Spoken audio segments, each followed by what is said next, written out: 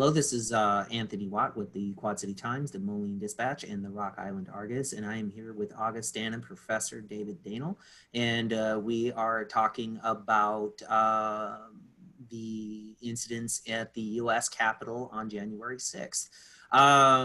Professor Dehnel, tell us a little bit about what you teach and your credentials, and then we'll get into the interview. Okay, well, thanks, Tony. I have been teaching, I'm a college professor. I've been teaching at Augustana College for 32 years. And I teach political science. My area of specialty is the judiciary, the courts, and the Constitution. And I have enjoyed teaching at Augustana these many years a great deal. All right, so now, tell us about what are your thoughts on what you observed yesterday at the Capitol? Well, you know, I guess I've heard it's been said by some others, and I think I'll repeat it, that I was both shocked but not surprised. You know, that while it was certainly a terrible set of events, and I was, you know, shocked to see it and watch it happen. In some ways, I was not surprised because it has been building, and I guess, you know, if you want, I can say a little bit about, you know, what, you know, why I thought it was, you know, building. First of all, you know, we have a substantial part of our public that believes that the election was stolen. You know, that Joe Biden really didn't win. And while I myself disagree with that, and I'm afraid that once they hear me say that, they will not want to listen to anything I say. So that's a one premise, and the other side of it is that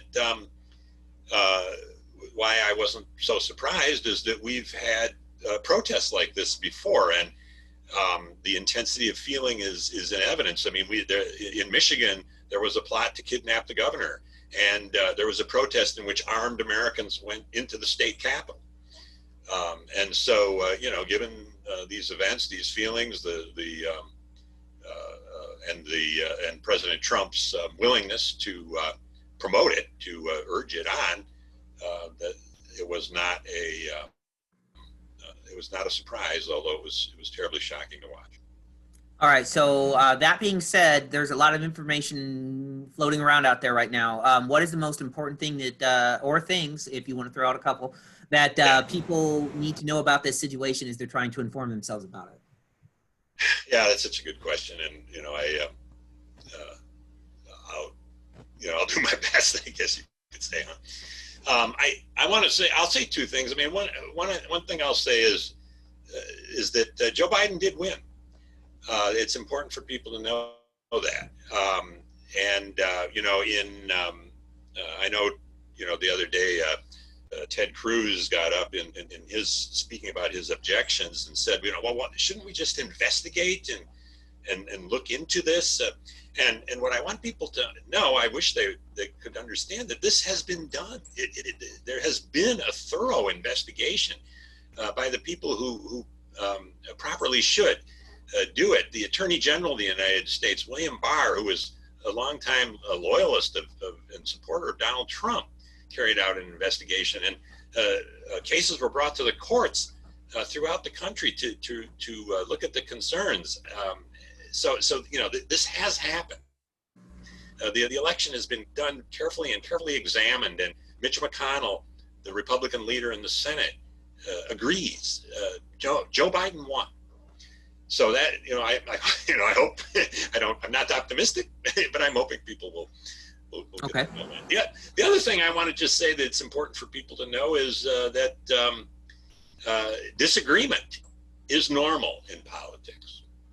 It is not a sign that the political system is failing or corrupt.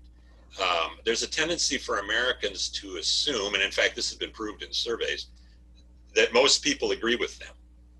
So, you know, if I have opinions that, you know, my opinions are reasonable and most people agree with me. Now, there are some jerks that don't.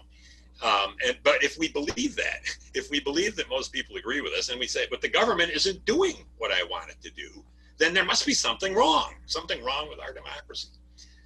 And we need to pull back from that. We need to realize that no, really, there's quite a range of views, and people who are perfectly honest and decent do disagree on issues, and so our political system is needed so we can have, and it needs to be healthy, so we can have peaceful resolution of these disagreements.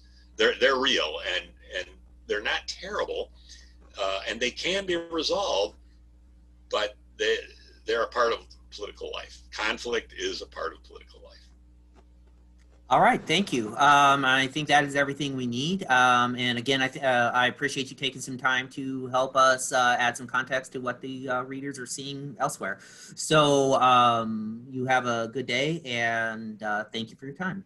Okay.